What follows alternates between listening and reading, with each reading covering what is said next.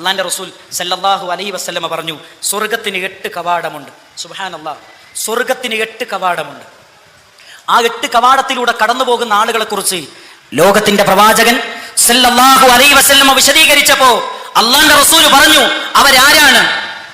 അള്ളാന്റെ റസൂൽ പറഞ്ഞു, ഇദാ സല്ലത്തിൽ മർഅതു ഖംസഹ, 5 നേരം നിസ്കരിക്കുന്ന ഒരു പെണ്ണ്, വസാമത്ത് ശഹ്റഹ, 1 മാസം നോമ്പെടുക്കുന്ന പെണ്ണ്, വഹഫിളത് ഫർജഹ, ജനനേന്ദ്രിയം സംരക്ഷിക്കുന്ന പെണ്ണ്, വഅതാഅത് സൗജഹ, തന്റെ പ്രിയപ്പെട്ട ഭർത്താവിനെ അനുസരിക്കുന്ന പെണ്ണ്. ഈ 4 കാര്യം ഒരു പെണ്ണിലുണ്ടെങ്കിൽ, എന്താ പറഞ്ഞത്? 5 നേരം നിസ്കരിക്കുന്ന പെണ്ണ്, നോമ്പെടുക്കുന്ന പെണ്ണ്, ജനനേന്ദ്രിയം സംരക്ഷിക്കുന്ന പെണ്ണ്, ഭർത്താവിനെ അനുസരിക്കുന്ന പെണ്ണ്. ഈ 4 കാര്യം ഒരു പെണ്ണിലുണ്ടെങ്കിൽ സുബ്ഹാനല്ലാഹ്, സ്വർഗത്തിന്റെ 8 കവാടങ്ങളും മലർക്ക തുറന്നുകൊണ്ട് പറയും, ഏതിലൂടെ വേണമെങ്കിലും പ്രവേശിക്കാം.